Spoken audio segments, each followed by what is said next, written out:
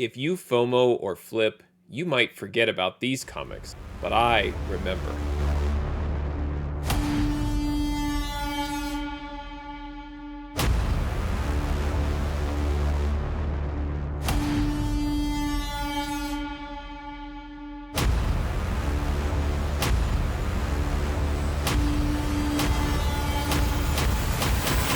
Hey there, today I have an unboxing video, and in this video I'm going to open up an order of comic books that I placed with Mile High Comics.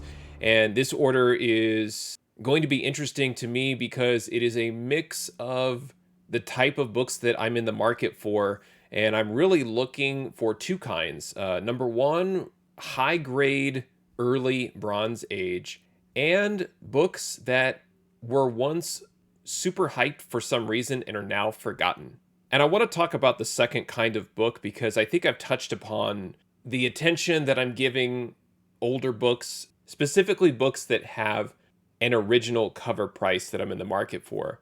And this order does include a couple of those books. But what I'm seeing now in today's market is the same cycles and the same habits and the same patterns being repeated over and over, regardless of what your comic book market specialists are talking about in terms of the market being down or soft or going through a correction or normalization or whatever term they want to throw out there.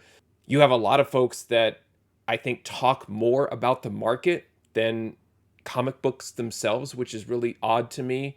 And these are the folks that really have the most influential mass following. It's really just talking about comic book data and all kinds of things, but they're not actually collecting, reading, and showing you comics. They're just showing you screenshots of go collect and stuff. And it's always just kind of fascinated me how much those individuals are followed and how their word is kind of taken on these sorts of things.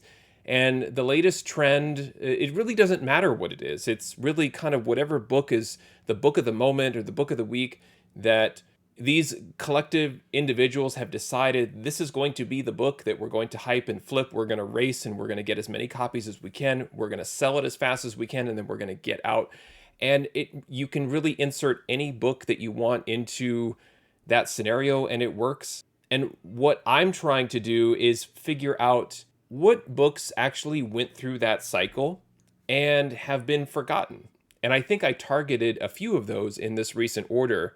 And as I go through the unboxing, I'll pause and kind of point out what was the hype and why did we have that original speculation. Hey, before I continue, I wanted to let you know that Dark Dominion Comics is running a discount program called the Wild Turkey Hunt at darkdominioncomics.com. And it's pretty simple, pretty straightforward. You go to the website, you look for comic books to buy, and if any of the comic books have an image of a turkey on the books, you add that book to your shopping cart. And then on checkout, you're going to want to use the code GOBBLE2022 to unlock even more discounts from Dark Dominion Comics. This code is one use per customer, and the turkey hunt ends on November 29th, 2022, or while supplies last at darkdominioncomics.com. It's not just a matter of a book being hyped or having its value inflated for a really odd, strange reason.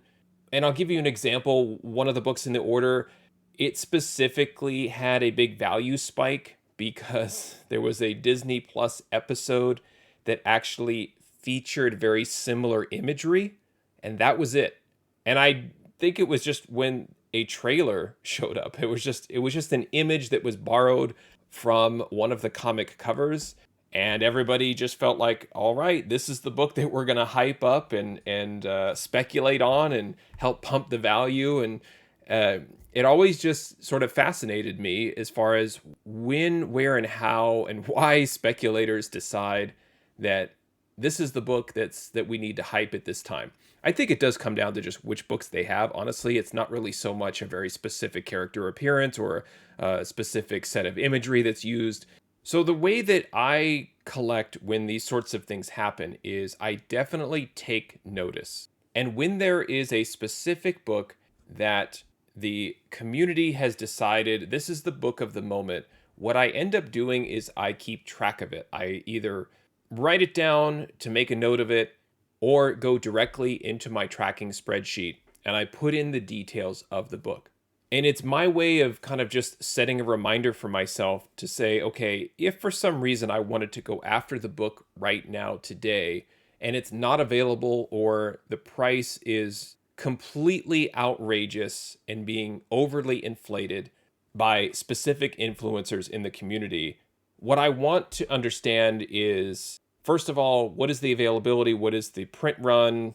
The level of scarcity? Will there be a second print? Like, I try to think about those sorts of things. But ultimately, the reminder that I set for myself is to be able to track the book down the road, so that 6 months from now, a year from now, maybe even 2 weeks from now, depending on just how ridiculous all the hype is for the book, I can then come back at some time later, after the value of the book has settled down, and determine whether or not it's still a good purchase at the time. And essentially, it's just me building patience into my system and into my formulas. And there is something as a collector where it's almost as exciting to chase a book than it is to acquire it. And I don't know how to explain that, because it is something that I think is just kind of how my brain is wired sometimes, where if there is a book that, let's say, has popped on the market, it has a first appearance or something like that, and I sense this wave building up, this wave of momentum building up. If I'm able to acquire a copy of the book, there's some satisfaction that I feel in acquiring it more than the actual book itself sometimes. And then if I can't complete the chase, that's where the FOMO kind of starts to settle in. And instead of going and rushing off to eBay and paying, 5 or 10x cover price or what it was originally going for, putting together something, and it doesn't have to be a spreadsheet, but putting together something that allows me to track it, like write it down, and physically get it out of my system. That's how I start to really push away those feelings of FOMO. It's sort of just like it cleanses I'm missing out, or I'm feeling left out, by doing something about the book, right? It could be just going into your browser and creating a folder and saying, these are books that I missed out on that I want to track. And maybe you've identified a couple of stores where it's sold out, and you're bookmarking it, and then you have your bookmarks there in your browser that you might want to check. Whatever your process is, sometimes as a collector, you almost have to just go through the motions and trick your brain into thinking you've acquired it, just to avoid overspending and overpaying. And for me, because I use a spreadsheet model, I'm able to then go back later, like I said, after some amount of time has passed, and then I will recheck to see, is this book in stock? If so, what is the price? And compare it to all of the values that I would any other book. But it is, I would say, more satisfying if I can find the book later for much less than it was going for, when it still has some of that inflated value built in. It's not that the values have dropped because the hype artists and pushers have stopped pushing, that they've inflated the value, and the value's holding to some degree. But sometimes the sellers have forgotten. The sellers either forgot that the book was hyped, they don't remember how the book was attached to whatever it was that was pushing the value up, or it could just be an inventory management system issue where it's some sort of clerical error, I don't know, where a book has come back in stock and it kind of falls in line with the rest of the books. And now I'm kind of specifically talking about how Mile High works sometimes. If they forget why one specific book is considered to be a key, then they look at the age, the title, and they look at the prices near it. And if they consider it to be a non-key, they just kind of put it into, like, I would say, era-based pricing or release year-based pricing. And you'll see that, issues 4, 5, 6, and 7 are all listed on Mile High for the same price, but that issue number 5 was the one that popped a year ago, and they forgot, and they put it in at that price. So those are the kind of books that I look out for. That's the kind of price I look for in terms of when I'm comfortable executing the purchase. So I'm going to open up this order from Mile High Comics and take a look at a few examples of those books that were once highly sought after that are still holding value. All right, here is that order that I placed with Mile High Comics. The FedEx bag here is quite dirty, almost like it was run over by the truck. But I'm sensing that we're going to be okay here. So let me go ahead and get this out of the envelope and take a look at what's inside.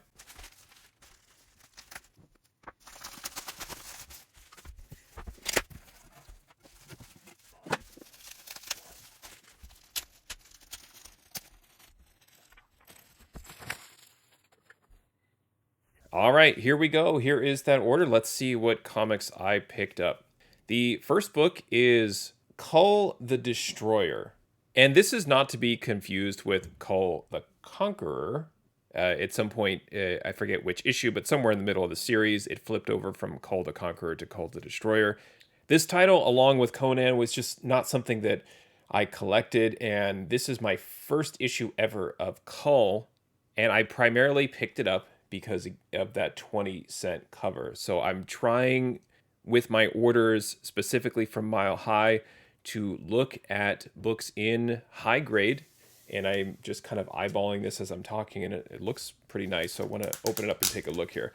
But I'm trying to find books with this 20-cent cover, and it's pretty much late 1972 to early 1974. And let's take a look at this. It is something that, and I'm finding like some consistency with the condition of these books, where they do need a press for sure. Some of them need a light clean, but they have just kind of some creasing near the spine, but for the most part has a really, really beautiful tick color breaking free spine, I should say. I mean, that's just gorgeous. This is Kull the Destroyer, not the most sought after bronze title, but my goodness, great colors, just a fantastic, just a well put together book, and I would say accurately graded. It does have somebody's hair right there. I can't get it into focus, but to pull the person's hair out, that's nasty. But does it need to be whitened? I don't know. It's pretty bright on its own. But here's just another example of the kind of damage that you would see on a book like this in near mint. Right in here, it's not color breaking, but a really, really nice press without really too much else to it should be able to push this book up to, I mean, dare I say, a 9.8 right at the top. Just some slight right above comics there. I don't know if a press would kind of have this kind of naturally fold back over where it was, but my goodness, just an absolutely gorgeous book. And what makes it even prettier is just the fact that it is in this super, super high grade. So I'm very, very pleased with this pickup. And these are the books that I'm targeting in this condition from this era with that original cover price. And I don't remember what the value of this book is in a 9.4, 9.6, or 9.8. All I know is that it has a lot of potential. I would say for the general creasing that I would see, but there's no tears or anything. Even the pages inside they're off-white to white at worst. I'm going to give it a 9.4, just, I think, to be on the safe side, which even that, a 9.4, a book like this, I mean, I could make the argument that it's a 9.6 out of the gate with no press, but I'm going to just say a 9.4. I would probably indicate a clean and press, just because if I were to handle this book myself, I would probably give it one wet cleaning, just one pass, and then I would go ahead and press the book. So I'll indicate that right here on the back of the board and write 9.4 clean and press. I feel like after having looked at that book, that if it was properly taken care of, it could get a 9.8. So I'm going to put this one in a full back because it has that potential in my mind. And there it is, just gorgeous. So it is something where you kind of have to make the decision, right? Are we collecting titles? Do we have speculation on characters? Do we feel like if Conan were to return to the big screen, would any of the characters or stories from the Kull series actually make it into anything live action? Who knows? But what I do know is that books like this, they're becoming harder and harder to acquire raw as more people get these books graded, as more collectors like myself become aware and purchase these books. To me, I would say that these are kind of the last books that would be affordable. I mean, it's to get something like this in the kind of condition that it is from this age, from this era. I'm super happy and super pleased with that one. Let's fast forward. We'll put the Kull the Destroyer book aside and get back into some of the modern comic book discussion. So this one is Dr. Aphra, number 35. Now, first of all, a great Ashley Witter cover. Big Star Wars fan. I think Dr. Aphra is going to be a generational character for folks once they kind of get to know her. And this is an example of one of these books that, again, I have to be careful because I don't want to say artificially inflated or artificially hyped. There, when you're speculating, there's gambling. You are taking a chance. You're trying to also, as a comic book speculator or hype artist or influencer, you're trying to come up with your own original material.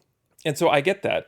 And the reason that this book spiked for a brief period of time was because at the end of The Mandalorian, or towards the end, I think it was either in the last episode or second to last episode, there was an officer that was involved with Moff Gideon, and she essentially disappeared. I don't know if, I'm trying to think back of what people were talking about, but I think they were speculating that that could be Dr. Aphra. People were stalking that actor's social media also to see if she was leaking anything or hinting that she could be Aphra. And they tied all of that back to this issue because this is a story where she is clearly dressed as an Imperial officer. And this book was like, oh, that's Aphra in The Mandalorian. Here she is on the cover. So because they're pulling from the story in this specific issue, now this is going to be $100 book or something. And again, it's where, is it really her? Is it really the story? Everybody's guessing. But this kind of had a number of things going for it, which is typical when a book like this spikes. I think, first of all, you have to have great art on the cover in order for a book to really take off, or in order for some of the hype to really, really be consumed and accepted by collectors. And this book has it. Witter did an amazing run on Aphra, and I would recommend all of her covers, not just this one. But I remember the hype of this book, and I, as a fan of the show, I was like, is that Aphra? Is that really her? I don't know. And so now I remember that, and when I see this book, I try to pick it up. And lo and behold, here it is on Mile High Comics for a reasonable price because the hype is dried up. We haven't heard much about Aphra. We don't know if she's going to show up in Mandalorian Season 3. Would there be a callback to her impersonating an Imperial officer? And would this book then be referenced again? Like, oh, hi, hey, I speculated about this book first way back in 2016, 2017, 2019, whatever. I was first to talk about this book. I don't really care. What I like to do, again, is just make note of the hype, make note of the speculation, and then let some time pass. And you're able to find a great book like this for a much more reasonable price when nobody else is looking for it. All right, here's another example. Here is Avengers Unplugged, number 5. And the attention around this one is that this was the first time that Monica Rambeau assumed the persona Photon. And at the time that Monica was showing up in WandaVision, all of the speculation was around, what character is she going to become? Is she going to become Captain Marvel? Is she going to become Photon? Is she going to become Spectrum? And there was a lot of back and forth and a lot of talk. And at the time, everyone leaned Spectrum. And so that's where you see the Mighty Avengers 1, that picked up value. And I got sucked into that one. I was able to find a stack of those at cover price. I've since gotten one graded. And then all of a sudden, Marvel decided, actually, no, we're going to have Monica in her own series where she is Photon. And now everything has shifted back to Photon. But people were worn out by the hype. And it was interesting to me to watch this because everyone was so into this character when WandaVision was happening. But now that it's just a new limited series in comic form, it's not getting as much attention. And I picked this book up because I'm trying to kind of hedge my bets and cover as many bases as possible. I talk about this too. I'm not a big fan of when there's maybe a controversy over a character's best book or the book to have or all of that. You'll see a speculator, they will go all in and invest in one type of book. And the perfect example is like a Hulk 180, Hulk 181. Everyone loves Hulk 181. Some influencer decides to get himself a copy of Hulk 180 and then all of a sudden decides to almost like put a lawsuit or something together to build a case against 181 so that 180 is somehow supposed to be more valuable. It's not really helping us, the collectors. It's just they're just trying to make some money off of their investment. My approach is always, if there's controversy or there's a debate, then try and get on both sides. And I know that I missed out on any sort of Monica Rambeau / Photon speculation. I did choose the Spectrum side, but that was really only because of availability. This book was also getting hyped when people didn't really know, and there were people saying this was the book to have, and other people were saying Mighty Avengers. And I wasn't necessarily choosing a side. I was only going to buy the book that was available. Now this is available, and now I have this as well. So I'm kind of covered. I don't have her first appearance in Amazing Spider-Man Annual, but I do have several Avengers books with her early appearances. So I love Monica as a character. I hope that she gets more screen time, and now I like knowing that I have all of her personas or characters covered here by picking up Avengers Unplugged #5. From a condition perspective, I know that it does need a press. There's a pretty bad stack increase right in there that will need to come out. And it does appear to have several spine ticks. So this one will need a little bit of work. But again, a comic book from 1996, I mean, look at that outfit. Look at that costume. But now I've got Monica as Photon to go along with my Monica as Spectrum books. Okay, here is another great example. Ms. Marvel #5. And this book got a lot of attention because of this imagery that was used in the trailer for the Ms. Marvel Disney Plus series. Now, like I said, you have to have a lot of things going for it in order for a book to really be accepted and take off. And you have to have a very well done cover, which this is. It's simplistic yet dynamic. I mean, it really speaks to the character that she's looking at the city from the Jersey side, with her being from New Jersey. The colors are a little bit muted here. It's a darker color back in the background here, so it's going to be difficult to get it in high grade. There was a lot happening for it, and I think it was a recognizable homage to the original source material when it appeared on screen, and people kind of went nuts for this book for a short period of time. And then everything came and went. The Ms. Marvel show came and went. Her comic series, oddly enough, stopped. She had kind of a limited series come out, but you would think that a character that had her own show would have a more legitimate series, a regular series happening in the comics. And everything seems to be kind of on hold with Ms. Marvel. Hopefully, when the Marvels movie comes out, that Kamala and Monica will have a more regular presence in Marvel Comics, in the comics themselves.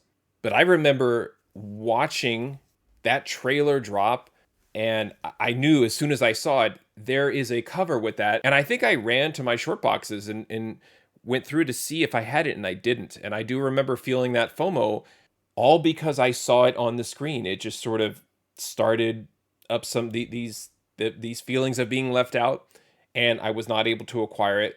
And what I ended up doing is putting it down in a list of books to keep an eye out for.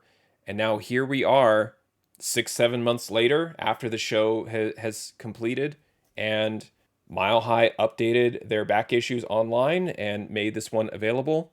And the price I paid did not include any of those inflated prices of like the ones when the image appeared in the trailer. So another great example of just me waiting it out and being patient and picking up a great book. So I got 2 more books to go. The next one is Conan the Barbarian, number 31. Very similar to the explanation with Kull the Conqueror, Kull the Destroyer. It's a 20-cent Bronze Age book. And very quickly, I'll open this up just to compare the condition to the other Kull book, where I'm hoping we're kind of dealing with the same thing. And it looks to be the same, where you don't have color breaks. It is miswrapped, but the back cover coming forward is actually helping the presentation. But as I hold it up in the light here, you just see there are creases that would all need to be pressed out. This one I'm counting a little bit more, probably maybe 8 to 10, maybe even 12. Just a slight bending of the corner at the top, but not bad. I mean, it's absolutely a pressing candidate. This one is much dirtier, especially on the back. You can see here in the spine. But this will happen too, where Mile High will have, I mean, I can almost see them just looking at probably a piece of paper as a cheat sheet. And it's like, if it doesn't have any tears or spine ticks, this is another bit of criteria where we would place a book as near mint, and cover creasing, spine creasing, and then also they'd flip it over and see the dirt and just go, yep, near mint. It's in the 8594 range. But if this book were properly cleaned and pressed, depending on what you can get out, like if all of that could come out with either a wet or dry cleaning, it has the potential to be a 9.8. That corner there could bump it down to a 9.6. So I have to think about that because it is torn right in there. You can see it's coming off the back of the spine. So I think if I were to just look at this book as is, I'm probably going to give it a 9. It's possible even with the dirt. Actually, looking at it one more time, the back is pretty dirty. So I think I'm going to give it an 8.5 with the potential to improve it with a clean and press. All right, so go ahead and write 8.5 EP on the back. All right, and there it is. A great Conan book from the Bronze Age with that 20-cent cover. And I had thought about placing orders for only specific cover prices and doing it that way, but it's almost like I want to treat myself to 1 or 2 books at a time per order. And we'll take a look at the values of these here in a moment and compare kind of the price I paid with what these early Bronze Age books would go for in a 9.8. Now, the last book really doesn't fit any of those categories that I talked about. This is Punisher #1. It's just a book that I've had my eye on since it came out when I was a kid. The Punisher character was fascinating to me, mainly because he was allowed to run around in that costume. I really didn't quite understand that. You see more of the modern Punisher. It's much darker, and the logo is actually quite muted. And now even in the current series, the logo has been changed since the Punisher is leading the hand. But this original Mike Zeck limited series of the Punisher, to me, it's up there, maybe not as nostalgic and important to me as the Wolverine limited series, but I've always wanted to have issue #1 of the Punisher limited series in my collection. And these Mike Zeck covers on the Punisher series, it really changed me as a young person. Like to be able to see that comic book art could be rendered in this sort of style and be this 3-dimensional and dynamic. I just fell in love with it. But this was also the time where I was really into Iron Man, X-Men, Fantastic Four, Amazing Spider-Man, and hadn't really branched out into some of the other characters and ended up missing out on this limited series. So of course now I'm kind of going back and retroactively filling in those gaps. But this book was listed on Mile High in near mint condition, and I think I got it probably for about fair market value. But this book had been on Mile High for a while, and I just needed to find the right time, find the right order. I had put this one in my cart first and then started to build an order of comics around it, and am really happy. These are exactly the kind of books that I always am looking for. Just a nice mix of older books, modern books that have been overlooked or forgotten. And now, once and for all, I'll show you what I paid for these books, and let's truly see how the values of some of these books that were once speculated on are holding up. All right, here is the order that I placed with Mile High Comics on November 16th, 2022. I paid $177.60 for this order of books. It was no shipping and no tax. I just had to pay $6 to ensure the order.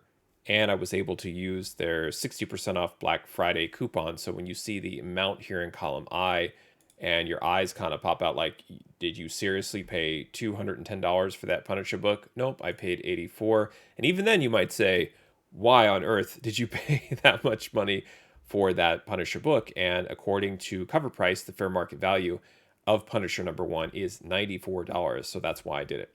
Now, if we look at the total cost in column Z and compare the total cost to what was on the invoice, we'll see $177.60 matches the total cost. I distribute the $6 insurance across the 6 books, so essentially it costs me $1 more to acquire the book. And then in column AA, I have a raw value add. And I typically say this for Mile High, you cannot expect to buy these books raw and then flip them and make a huge profit. These are really, you're paying a premium for these books in high grade because my intent is to clean them up and get them professionally graded. In this case, though, you could take this order and flip it and make 20 bucks if you wanted to do that. The Conan at number 31, I paid $29 for that book. It has a fair market value of $6, so I lost $23 according to Cover Price. But then if you look at Miss Marvel number 5, this is what I was talking about, where the $47 for that book raw, that was that inflated price that was pumped and pushed when that image came up on screen and we all saw it. But Mile High forgot about that, apparently, and it was only $25 to acquire that book. And I would still say even $25 for that book is probably a bit much, but I was trying to align my purchasing decisions with fair market value, and it is what it is. And it was a $22 positive value add for my collection. The Punisher #1 was a $9 positive value add. Dr. Aphra, $10.40. That book is $21 raw. It only cost me $10.60. And this is what I'm talking about. If you go back and look, I noted Avengers Unplugged #5, Ms. Marvel #5, and Dr. Aphra 35 as 3 examples of books that were hyped specifically for Marvel or Star Wars live action media in one way, shape, or form. And I can't explain to you why these books were available at the prices they were. Like I said, it could be just something that was forgotten, or maybe the hype has really fallen off and the values, according to Mile High's and internal systems, I think people sometimes refer to them as an online price guide sometimes. Maybe they just decided these books aren't worth as much, and that, I don't know. But for me, I'm using Cover Price. I'm looking at those values. And those are 3 examples of books that were really talked about. They were the books of the moment. It could have been for a day or for a week or for a month, but they were talked about and discussed and on various top 10 lists. And I was able to pick them up at what I thought was a good price.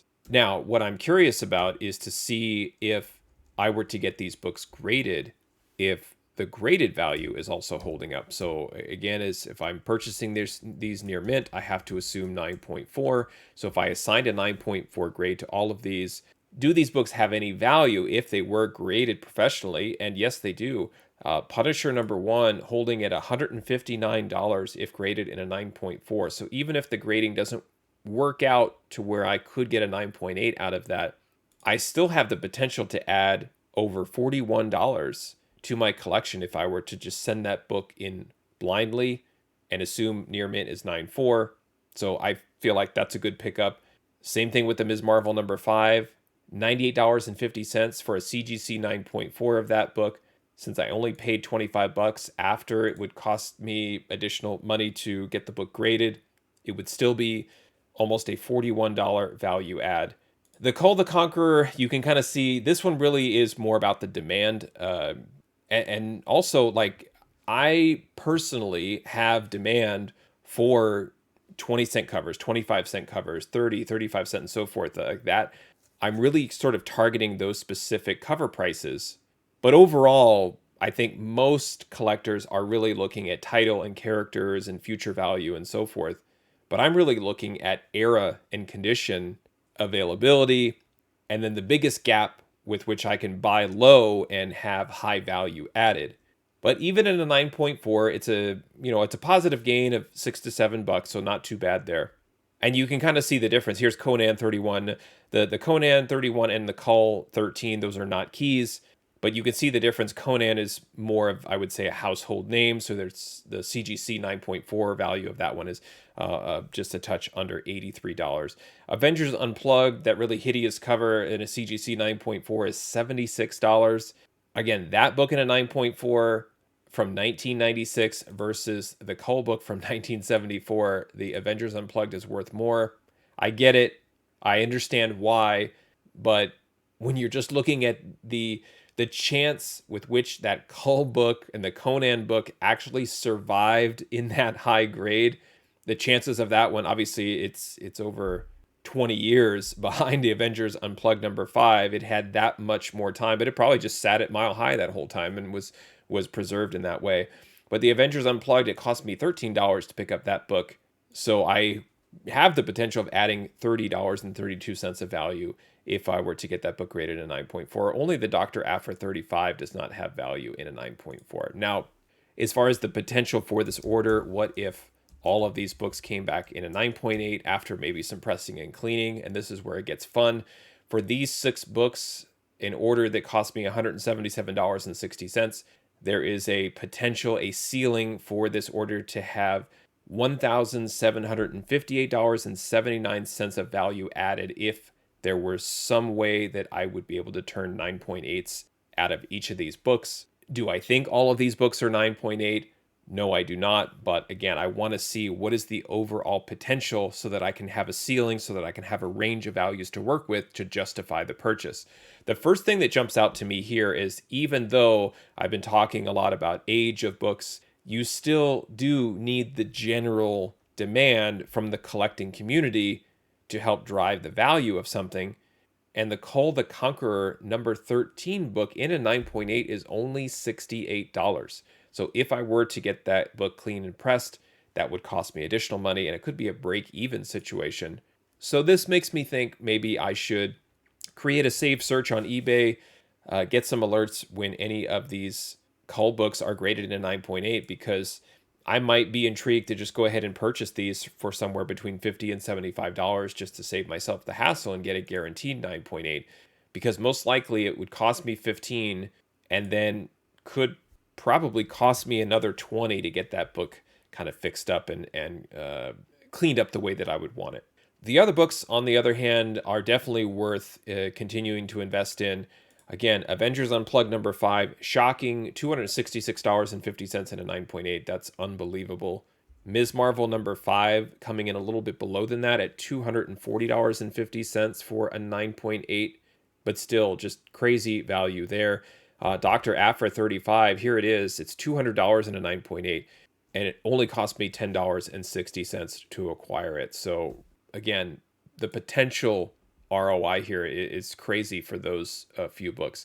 The 2 big books, Conan 31, $384 for that book in a 9.8. I did grade it as an 8.5 just because it was very dirty on the back, but with proper technique, I believe that some of that dirt could just be lifted, and then a nice press could maybe get a 9.6, squeeze a 9.6 out of that, possibly a 9.8. And then the big book, my favorite book in this order, Punisher number 1 from 1985, has a value in a 9.8 of $973.50. So again, if you first saw the purchase price and were kind of scratching your head and you're like, why spend that much on a Punisher book? This is why that first limited series of the Punishers, it's important. It's a big deal for the reasons that I talked about, not just for me, but for other collectors, with a potential graded value add of almost $856 there. And clearly that's carrying the order because it's about half of the total potential for the entire order. But I can't tell you just like how excited I am to place orders like this, to receive books like this from Mile High Comics. it's not just the comics themselves, it's the nostalgia, it's the age, it's almost like, I don't know if it's like the antiquing in a way. I don't know what you would call it, but it's me trying to find and curate older comic books, yes, but like I'm not going back into the golden age and trying to find 9.4s and 9.6s, right? That there's a relativity to your capital, your time, the storage aspect, the grading aspect, and what level of I think emotions that you have in terms of taking the risk to acquire some of these books. And when I find these books from Mile High Comics, or anywhere for that matter, and I'm looking in the 1971, 1972 era and up, that's what I'm comfortable with, right? So there's a level of anxiety that you would have in terms of placing an order. This order was not cheap, but it is, I think it's definitely within reason to assume some of the risk of these books in terms of kind of gambling on the condition and so forth. But this is very much a prototypical order of mine that I would place. And even though I'm doing the analysis and I'm looking at values and I'm having expectations of grades based on past performance and looking at those huge gaps between 9.4 and 9.8 and on and on and on, I think more importantly is I'm proud that I was patient. I waited for some of these books to come back to not only be more affordable, but there's something about finding these books that had so much attention given to them, and the same crowd, the same circle of people that once hyped those books are now looking in the other direction. They've either flipped these, they've made their money, they've left everything in the dust, and now they're moving forward to the next weird exclusive variant that's a one and done, and they're all hyper focused and advertising to flip these on their live claim sales and so forth. There's just such a sense of satisfaction of going back and looking at what they've created in their wake and waiting for the waters to calm down, waiting for the influencers to ride off, and then you can come in and scoop these books up for your collection at a much more reasonable price. Thanks for watching, happy collecting, and see you next time.